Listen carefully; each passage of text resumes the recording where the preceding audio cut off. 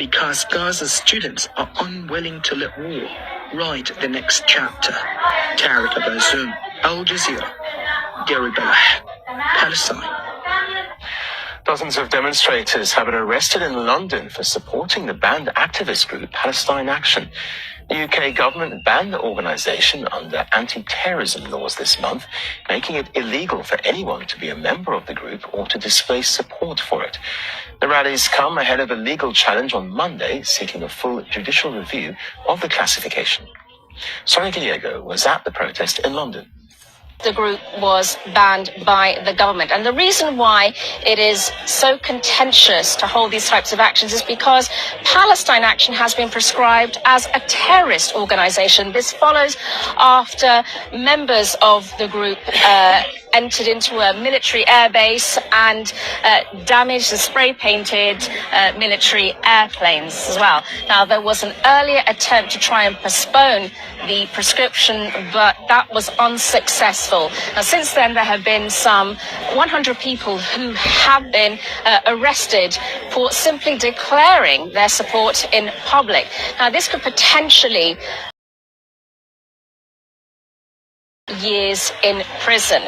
In the meantime, on Monday, there is going to be an application for a judicial review to look at that ban oversteps the mark of what constitutes a terrorist organization. In the meantime, some very worrying effects for freedom of speech and the right to... In Pakistan, since late June, 96 of the dead are children. The figures were released by the country's National Disaster Management Authority. Kamal Haider reports from the provincial capital, Lahore. The monsoon season has cost lives and has shown a greater intensity than normal years. Of course, the warnings are that Pakistan being one of the most vulnerable countries, is likely to receive heavier than usual rains across the country, particularly here in the Punjab province. Most of the casualties have been children who were killed after their roofs collapsed because of poor construction. But it is not just the rains. It is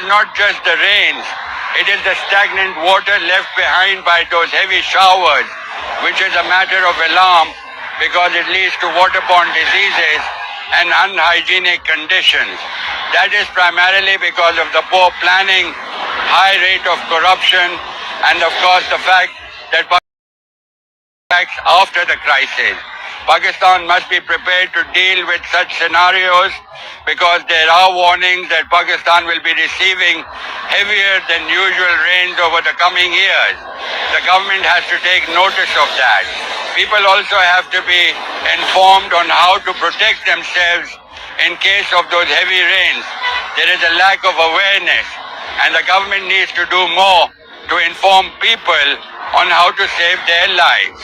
Kamal Haider, Al Jazeera, Lahore. A fireworks display in Germany has injured at least 19 people, including one child. It happened at a fair in the western city of Düsseldorf late on Friday. The show was at a fairground along the Rhine River. Witnesses say some fireworks were exploding at ground level. Brazilian President Luiz Inácio Lula da Silva has criticized the U.S. for imposing visa restrictions on 8 judges. He described the move as completely baseless and a violation of the fundamental principles of respect and sovereignty between nations. The Trump administration targeted the judges after a Brazilian court ordered former President Jair Bolsonaro to wear an ankle monitor ahead of his trial for allegedly plotting a coup. Monica Ilakia reports now from Rio de Janeiro. Another chapter in the spiraling crisis between U.S. President Donald Trump and Brazil's Luiz Inácio Lula da Silva. Brazil's federal police have raided the home of former President Jair Bolsonaro, requiring him to wear an electronic ankle monitor and remain in his home at night, just one day after Trump vowed to pressure Lula and Brazil's Supreme Court to to halt Bolsonaro's trial.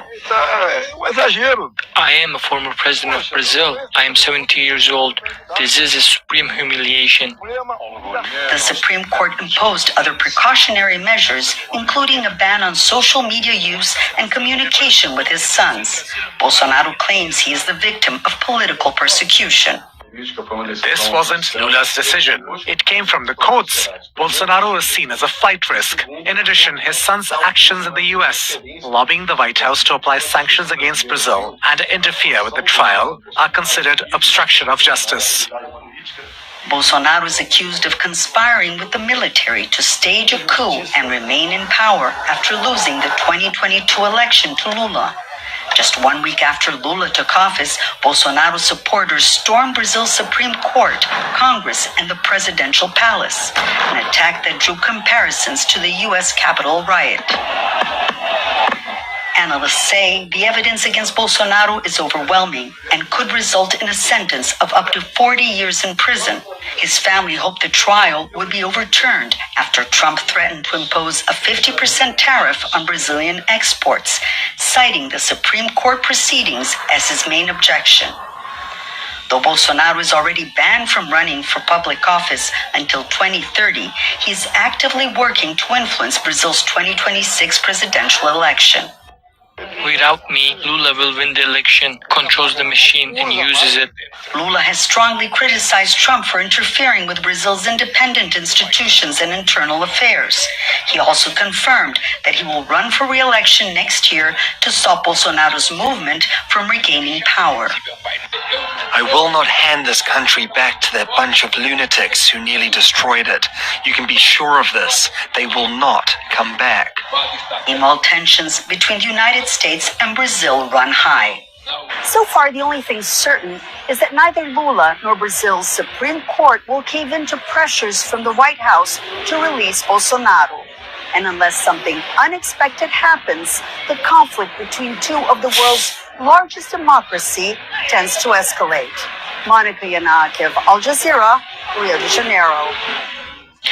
Thousands of union members in South Korea have been rallying against the president. Many people are campaigning against the new government's reform plan, saying it hasn't addressed their concerns. Jack Barton reports now from Seoul.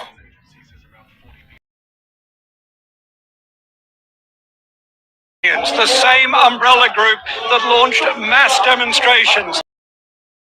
Former President Yoon Suk-yeol's brief attempt to impose martial law, which subsequently led to his impeachment.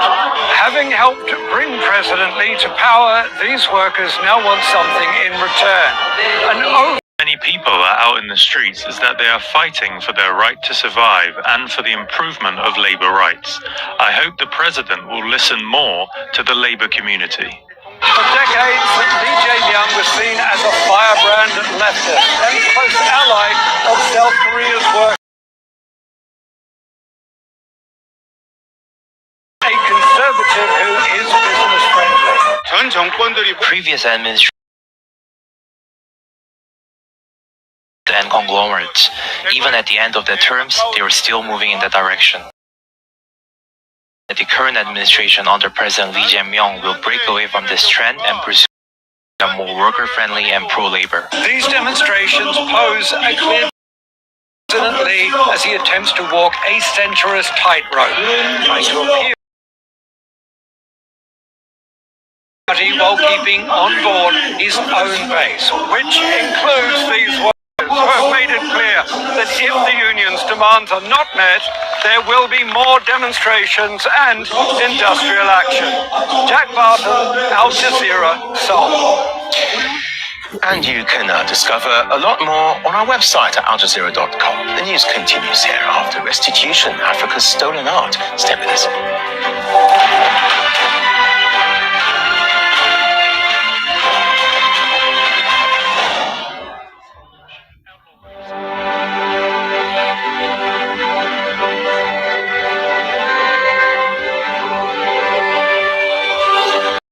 Are on display or in storage in Western museums. Masks jewelry, statues, and manuscripts. Visitors admire their beauty in glass display cases, but how many realize that most are only there because of colonization? More than 3/4 of sub-Saharan Africa's cultural heritage is thought to have been removed from the continent.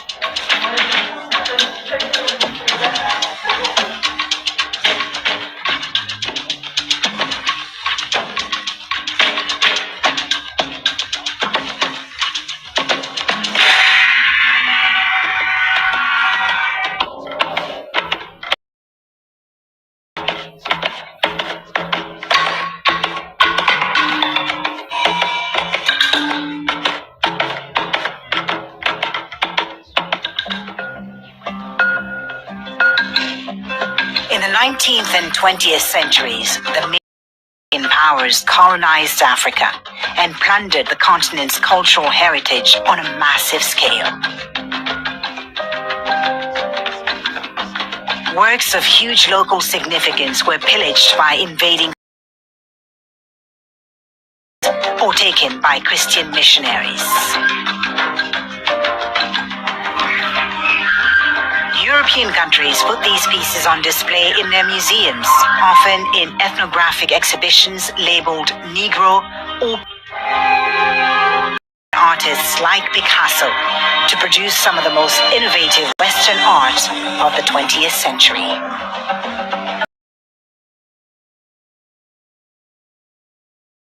Start to question the colonial portrayal of Africans, the way their heritage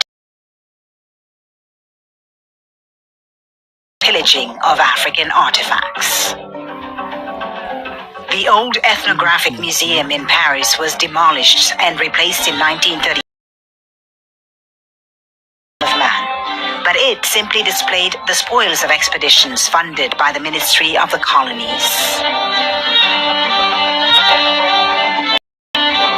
Europeans knew that traditional African arts and cultures because of colonization. Major operations were launched like the Citroën Black Cruise and the Abyssinia, Djibouti and Sahara Sudan expeditions, and they brought back thousands of reports, samples, and items. The Djibouti expedition from 1931 to 1930. El Griot. He boasted of his police-like techniques of extorting information that he shared only with his own initiates. Some communities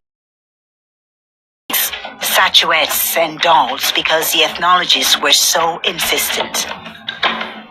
In societies where bartering was the norm, these sales were sometimes the only way to raise the money to pay colonial taxes.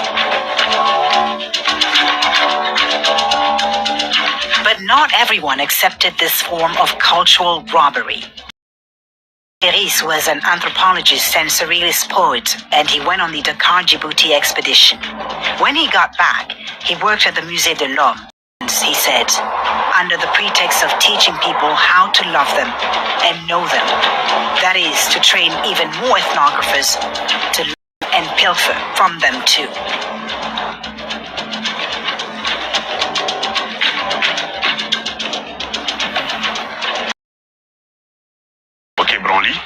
Qui est un serpent de 11 mètres, qui correspond au moment où la parole a été donnée aux humains. Marcel Griol, en Pays Dogon, leur dit, vous n'en aurez pas besoin d'ici les 60 prochaines années, est-ce que vous pouvez me le filer, je vous le ramènerai. Et il l'emmène à Paris. Et quand cet objet arrive au Quai Branly, ou peut-être même au musée de l'Homme avant le Quai Branly, ce serpent de 11 mètres est découpé. C'est-à-dire qu'ils n'ont même pas gardé, parce qu'ils auraient pu le planter comme un arbre. Ils l'ont mis sous verre, et ils longent un mur au Quai Branly, et il est éclairé. Et si on ne fait pas gaffe, on peut marcher dessus, on peut marcher sur le verre. Et il y a un grand cartel qui explique la mer des masques, les dogons, le rituel. Et quand tu regardes l'objet, tu te dis, mais ils l'ont découpé, quoi. Donc ça veut dire qu'ils n'avaient pas l'intention de le rendre, et que la portée spirituelle et symbolique de cet objet leur importait peu. C'était pour un objet ethnographique, et pour les autres, c'était un objet à caractère sacré. Je pense que la prochaine cérémonie, c'est en 2027. Donc les Dogons devront soit recréer une mer des masques, mais en tout cas l'objet que Guillaume leur a pris, qui était important pour eux, est devenu une relique insignifiante dans un musée qu'on ne remarque même pas. Et pour moi, ça résume la relation. Le non-respect fondamental des autres cultures, tu vois. On les transforme en objets, on les folklorise, on leur applique nos catégories de sens, on les rend silencieux, on les fait taire, on les déconnecte de leur écologie et de leur environnement, on les désignifie. Voilà. Et à chaque fois que je vais au Quai Branly, j'ai toujours la même émotion, quoi. C'est-à-dire que je reviens à cet endroit, et pour moi, le lieu du crime, il est là, quoi. These expeditions didn't stop at taking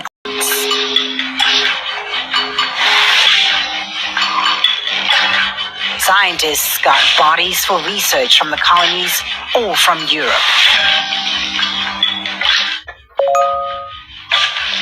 Sarki Bartman was born in and put on show in London and then Paris.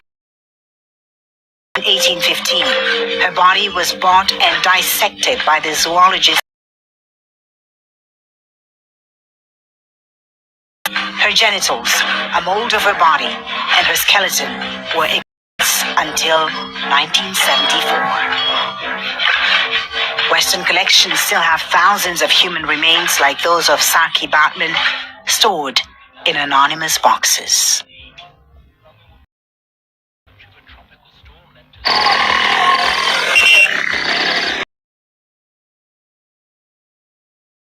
Una historia ya kusimulia ni kuhusu babu yetu shujaa.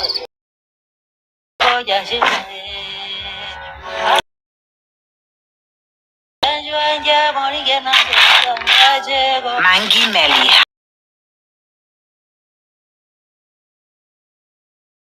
Haga people in the late 1890s and fought to return.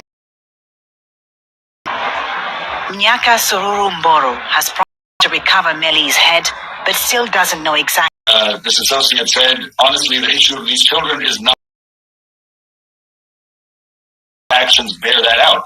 There have been instances when he has been presented by his own officials with lists of these abducted children, and you can see the reaction in the footage on state TV.